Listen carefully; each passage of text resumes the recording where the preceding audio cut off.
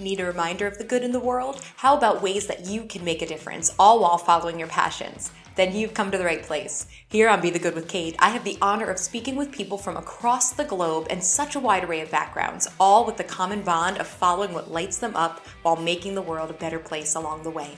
My name is Kate Chericello Tente, and I am so grateful you are here. If something in this episode resonates with you, please reach out. I absolutely love hearing from you. And if you're willing to spread the word, sharing these good news moments with others, a share on social, comment, review, or a text to a friend about Be the Good with Kate, all goes such a long way. Thank you. I've learned so much from all the guests on Be the Good with Kate over the years, and I hope you leave here with some nuggets that stay with you too. Here's to making the world a better place in any way, shape, or form.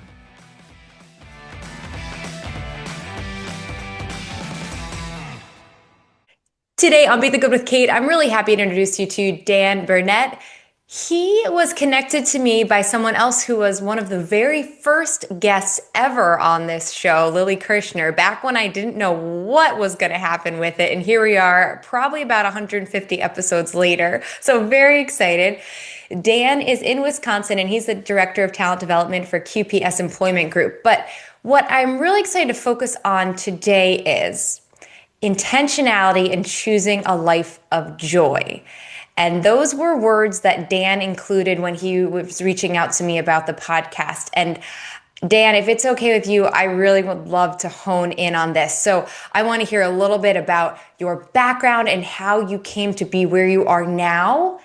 And because everything you've done, I saw just, looking through your resume, it all really includes the teaching and the leadership. So share with us how you got to where you are today, and then we'll really dive into all these nuggets of wisdom. Sure, be happy to. And first and foremost, thank you for the invitation to be on your podcast. I really appreciate it. So welcome. So, it's kind of a interesting journey. I think I went to college to be a teacher. I have an elementary education degree. This was, 30 years ago or so now to date myself, and decided at the time that that wasn't what I was called to do. And I was nearing graduation and felt like I didn't want to be a teacher, and graduated and hit the job market looking for anything that a recent grad could do, and looking for a job outside of the field that I had a degree in. And my first real job, as I like to call it, out of college, I worked for an organization that helped administer the Welfare to Work program here in southeastern Wisconsin. And part of my job was to meet with employers in the community and negotiate agreements with them to hire the parents, the moms and dads who are on welfare to get into the workforce. And that was kind of a sales centric job, which is not in my strength. I'm not built for sales, and I didn't do real well at that job, Kate, to be honest with you. I don't think I would have done very well at that job either. Sales is not my thing. But what I learned, so the other part of my job was we did workshops for the parents on things like resume writing skills or interviewing skills, or how to get jobs, how to keep jobs. And it was I guess that opened my eyes to this world of what I'll call adult education. I was like, wow, I can do some of those things that I was trained on in school and that I felt like I had an interest in, but in a completely different, environment and for a completely different purpose. I have a personal value. I get drawn to things that mission work that helps folks to find self-sufficiency and independence and work, and so it's just a nice mix there. And a couple of years later, I got a job for a financial institution doing training for new employees, and my career journey just continued on from there. So I've been in this training / learning and development space in the workplace for about 25 years now. What do you love about it? First and foremost, I love the opportunity to help people see the potential they have inside of them that they either don't see themselves or don't know how to unlock or don't feel compelled to unlock for whatever reason. So when I can help folks to kind of inspire them to do better, to be better, to help their teams and their organizations grow, that's just so fulfilling to me. And then on more of a kind of a personal note, I would say the work itself just lends itself to a really nice balance of what I'll call like strategic and organization and planning, project management type of work, but then also a lot of creative outlets, a lot of opportunities to design things, to create things from scratch. And it's a nice mix for me to be creative while also very like planful and strategic at the same time. I also think it's just really neat how you thought that you were supposed to be, I'll say, going into education for little kids, and then you discovered it was you had the education part, but it was a little bit in a different direction. It was for adults. And I mean, goodness knows there's plenty of tools and just day-to-day things that are exactly the same needs for a 5-year-old as they are for a 25, 35, 45-year-old and so on. Kate, I like to, you hit the nail on the head. And I like to tease, and don't tell anybody, this is our own little secret here, but I like to tease that what works for the 5-year-olds, it's not that much different than what works for the 25 and the 45 year Yeah, olds. yeah. I have an almost 2-year-old right now, and I'm seeing this every single day. Very much so.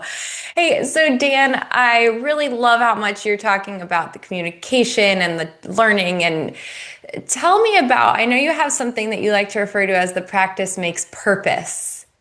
Okay, dive I into that. do. Share with Yeah, us I'm about it. excited about that. Like, so we've heard this cliche.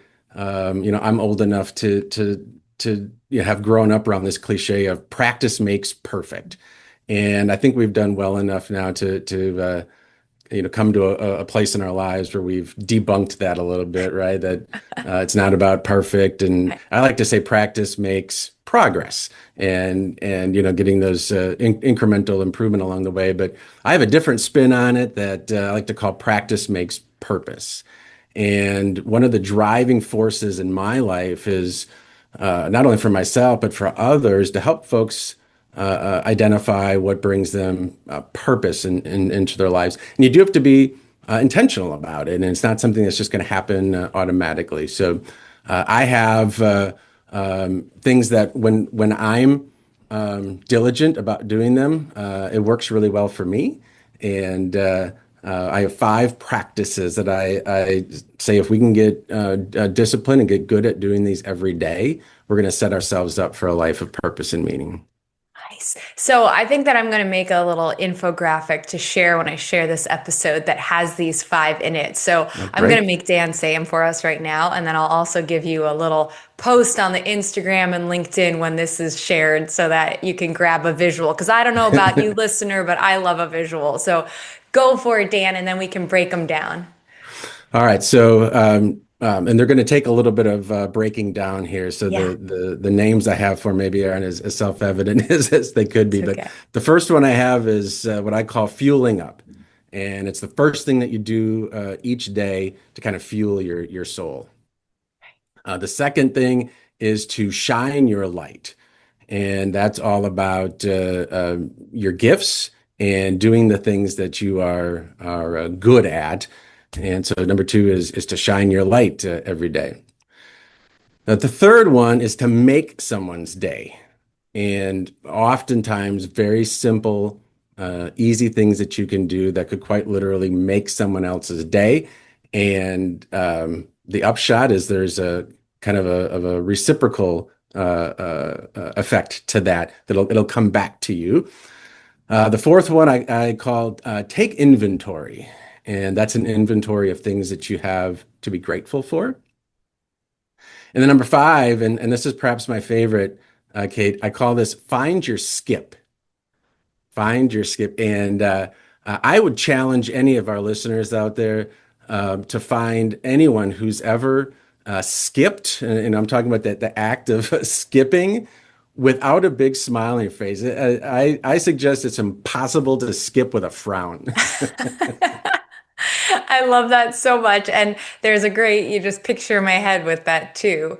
And we're going to go back through them. But first, I just have to ask you, Dan, how did you, and when did you start to come up with these five? Like, was there a catalyst?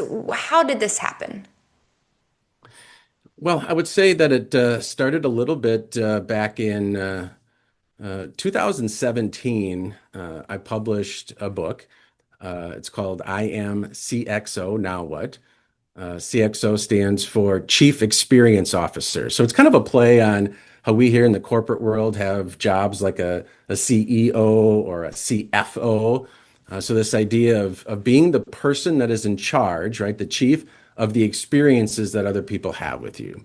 So kind of put my thoughts out on that in the form of a job description for a CXO, and and then from there, I've just really been, continuing to kind of evolve and iterate on my thoughts around how, because my suggestion was is if you create positive experiences for others, again, that can help you. There's that reciprocal impact there to have a life that's full of purpose and meaning. So it's really just been a way to, I guess, keep that idea fresh and new and relevant. And for me, more than anyone, by the way, like I want to be very clear in saying I am not the expert on doing this well or doing this right all the time. So I create these little things oftentimes as a way for me as a reminder, as kind of a mantra for how I aspire to live my life. And if it resonates with somebody else, then even better. It's some really great points that we have to highlight here. So what you just said about not being the expert and that you need to incorporate it every day too. Heck, I feel the same way. I have a whole show about inspiring people and going with your passion, and I absolutely struggle with it too. So it really is a great reminder that whatever we're doing in life or whatever we're trying, is a lot of times it comes up with health and fitness too. It's like just keep moving forward. It's not always going to be easy, even when it logically makes sense in our brains, or even if we are called the expert on it, it still can be a struggle. So thank you for saying that. That's an important reminder for us all. And the other part was that reciprocal aspect. It's so true. And there's so many studies now, thank goodness, that are showing it because I feel like so many things it doesn't really catch on until there's a lot of published data on it. And then we can really say that, yes, helping others, it's the obvious. We are helping others. And there's all this amazingness that goes with that. But we are also then getting that reward to ourselves too. It really does boost our mental health. Yes. It really Yes. does. I've seen that time and time again, Kate, and oftentimes if I'm, having a hard day, if I'm struggling with something, if I'm, kind of having an inner fight with something, taking 3 minutes just to send a text message to somebody, letting them know I was thinking about them, letting them know that something I appreciated about something Yes. that they maybe have done. And it's a positive for them, right? They appreciate that message. They appreciate knowing that you're reaching out to them, that you're thinking about them. But boy, that always comes back to me, and sometimes it's just the you know the hard to describe or define the feel good that I get from doing it. But oftentimes it's something that comes back in the way of maybe it's a compliment from the other person, or hey, thank you for reaching out to me. You've always been someone that I've admired for this reason or that reason. And again, I don't mean to suggest that in a way where it's like we're hunting for a compliment from somebody else, right? But it's just you put goodness out there, and it comes back to you. I've found in my life, time and time again, that when I'm in the hardest or darkest places in my life, usually it's because I'm focusing too much attention on this guy. Mm. And when I can focus more of my attention on others, it makes things better for me. That's there we go. Clip right there. Clip, post it. That absolutely. It's so true. Even when you look at depression and those sorts of that, though major mental issues and challenges, you see that the more that people get out, that is such a helpful thing, getting out of our body, whether that's just literally walking out the door or interacting with a human, like you just said, sending a text message. That was such a great thought too, of that idea of when we're struggling to just say like, okay, who can I reach out to and send something nice to? Like, what a great idea. You're already giving lots of tangible bits, which I Oh, good. love. So thank you. And talk about number one. We're kind of skipping around here, but Sure. skipping around. It's like number five. And you're smiling when you do Oh, didn't mean it. to do it, but there we go. Yes. Fuel your soul. I loved that. Yeah, I think it's natural. We all get caught in that trap. We wake up and first thing in the morning, we grab our phone, we Mhm. check social media, we check our work email, whatever it might be. Even just checking the news can be a downer sometimes as the first thing to do in the day, Absolutely. and there is a time for all of that. Hmm. And my suggestion is first thing when you wake up in the morning, that's the time to feed your soul with positivity. Yes. That could be inspirational literature, uplifting quotes. Yes. Um, if for me, it's often prayer. Um, but again, it's things that are going to mitigate as much as possible the risks of kind of setting off any kind of a trigger for you or a frustration or a even checking the weather sometimes can be like, oh, Yeah. what do you mean it's supposed to rain today? I thought it was supposed to be sunny today. First thing that goes in has got to be things that are nourishing you. Yeah. I remember years ago listening to a podcast that Oprah did, and she said that I can't tell you anything about the rest of the podcast, but I remember this part has always stuck with me. And it was that she woke up every day, and the first thing she said was, "Thank you." I Mm, thought, oh, that is such a great, I like that because it's mm. simple. You can take it where you want in terms of interpreting, but it makes an impact, right? That starting the day with a grateful heart concept. I So love that. Yeah. I love that number one that you have on there. And then shine your light. Yes. Boy, this has come up a bit in recent episodes too. Share about how you came upon putting this one on the list.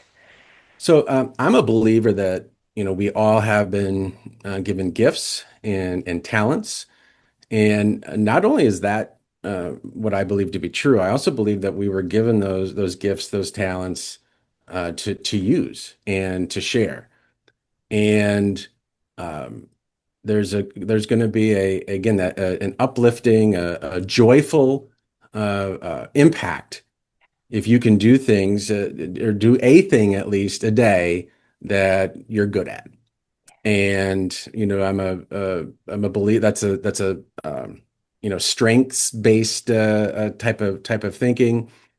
For any of your listeners out there that are aware of Clifton Strengths or the Strengths Finder assessment, I'm a big fan of that. But um, and it could be something as you might have a physical talent, whether you're a musician or an artist or an athlete or something, and by all means, it could also be maybe you're someone who is really good at word puzzles and word games and things, and you do one of those to again uplift yourself by quote unquote winning, at that game. It might be interpersonal Mhm. skills. Maybe you're someone who's just a really good listener, and you're taking the time each day to ask somebody about what's going on in their lives and listening to that and empathizing with that and restating to them what you've heard and that's another one of those where it's a gift for them and it's a gift for you. Mm. Part of the magic of all this, Kate, is you can a lot of times do two or three of these practices at once and Yes. kind of be real efficient with your time. But Yes. Like the shine your light going on to number three, making someone's day. We've talked about that a bit, but then again, that shining your light, being the good listener is making someone else's day. Absolutely. 100% couldn't have said it any better. They don't take a lot of time. They don't take a Yeah. lot of money. Yeah. Um, but they could make someone's day. Yes. and the gratitude aspect, combining that with the starting your day and the finding your skip. So, finding your skip, please, how did this end up on your list? Oh my gosh. So I've been on this hunt, right? You experience something that brings you joy, brings you purpose, and it's like you're always on that hunt to find that similar feeling again. And um,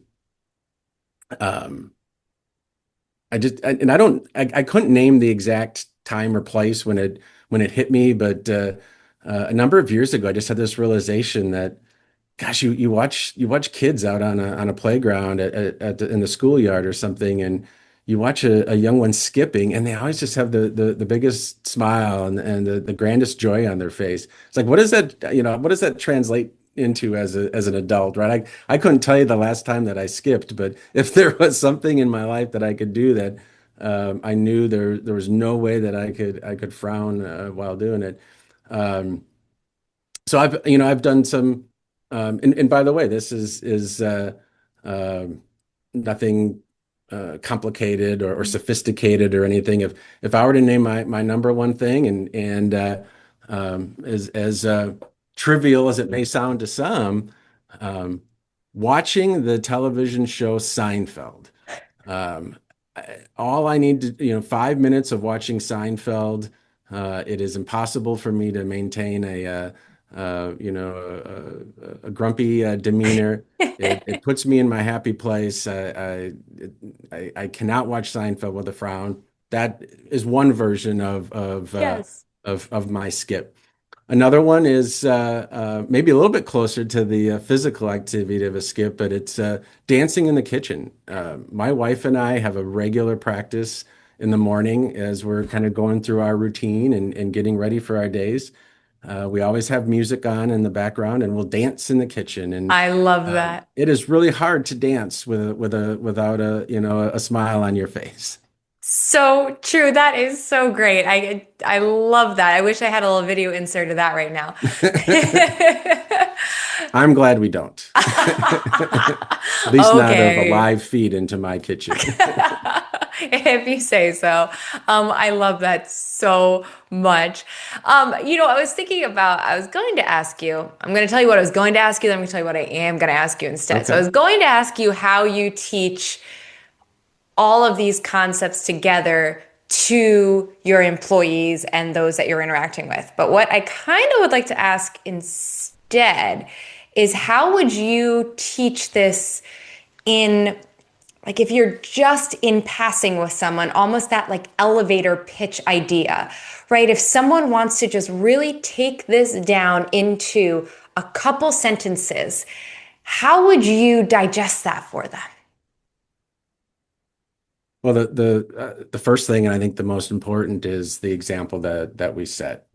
And people are always watching, right? They're always observing, and I spend a lot of time in my work with managers and leaders and doing leadership development type of work. And one of the things I always talk with leaders about is your followers are more likely to do what they see you doing, what they observe, than what you are saying, verbally, right? So if I can do these things, if I can um, you know do something I'm good at every day, if I can shine my light, if I can do a little gesture that'll make someone's day, that example I think is um, the first suggestion I'd have for you there, Kate. And then second, I this maybe is not a going to be a popular response, but I'll say it takes time. This isn't something that I don't know that it's a really interesting question that you asked. I don't know that I would be effective at summarizing this in a quote unquote elevator pitch. We could maybe address one of these and and then get to the second one in the next elevator ride. But um, That right there is a great insight in of itself, right? Not trying to do all five at once if you're just starting out on this journey of choosing this different way of life or looking at things. I really love that you said it like that, because maybe that's what it is. We have to just take one at a time. Yeah. And or I really loved how you said that lead by example concept. Let people see it. We live in a world where we're so inclined to getting things immediately, right? Yeah, I can pick up this device here in my hand and hit a couple of buttons, and next thing you know, there's going to be some food that shows up on my desk, right? sure. Like everything happens so fast. This I think is we're talking about life and a purpose-filled life. This isn't an instant thing. It's not a this is a go a little bit slower maybe to get Mhm. the fastest, most profound impact. And also I think it just creates a little bit of a, it allows you to um, give yourself a little bit of a breather to be able to say, I don't have to do all of this at once. Mm. I don't have to be great at all five of them. I'm gonna maybe start out by being okay at one of them, and then build from there, and give yourself that permission, Yeah. because I think that'll add to the stickiness of it all in the long run. That was a really, really wonderful response. And I didn't have any idea where the answer was going to go, but I started thinking about that. Like, how do you bring this to larger groups or quick interactions? And you hit, like you said to me earlier, hit the nail on the head. Well, I'm right back at you with this, was that Thank the you. learning by observing and the taking it one step at a time. That's so great. And that goes for however we want to reshape our thinking, our mindset, I have a lot of fitness background. This comes up all the time, right? Of the not trying to do everything, but taking one piece each way. And anything in life that we're trying to build on or learn or grow with, that's what it comes down to. So just amazing all around. And Dan, I have one more thing to ask you before we wrap up and talk about links. What is most surprising to you about where your life is now, today? Wow. That's you should consider hosting a podcast for a living. You asked some really good questions. Well, thank you. Honestly, Um, this has been one of my favorite questions to ask. I try to sneak yeah. this one into each episode because it's so neat to see where everybody's brain goes in a different way here. I think what surprises me most is how um, the more that you focus on something, the more that thing that you're focusing on just expands and grows and swells. And that can be positive things, that can be negative things. But the older I've gotten, the more mature I've gotten, and the more successful that I've gotten at being able to focus on the positive aspects of my life, the things that I'm grateful for, the things that fill my cup, um, that they've just they've just multiplied. It's been exponential in my life, and I'm so grateful. It's such a good question, and I promise you I'm going to spend some time in my reflection this evening, Yeah. thinking more on that. That It's just was a a cool thing really, for us to think about, right? Just oh in my general. gosh. And I've had people say really simple things of like, I'm surprised I live in such and such city, but I've also had people say like, I'm surprised I'm in this career period. It's Yeah. interesting. Thanks. Um, Now, this will all be in the show notes too, but tell everybody where they can find you online to connect and then also to find your book, I Am CXO. yeah, so probably the easiest way to connect with me, there's a website, Dan-Burnett, and you can find my link there for LinkedIn. You can also find information about my book if you want to check that out, and or you could connect with me through that site as well. Excellent. And that will be again in the notes for sure. Dan, this has been such an enjoyable conversation. Thanks so much for chatting with me today. The feeling is mutual, Kate. Thank you so much. You know what? I feel like you fueled my soul by chatting today. You shined your light, and I hope the listeners are doing the same. So go out, make someone's day, find your skip, and we'll see you next time. Thanks for tuning in. If you found this helpful, a 5-star review, like, or comment means the world to me. And if you found insight in this episode, chances are someone else will too. Share with a friend to give them a boost today. Until next time, I'm Kate Chiaratelli-Tente, and this was Be the Good with Kate.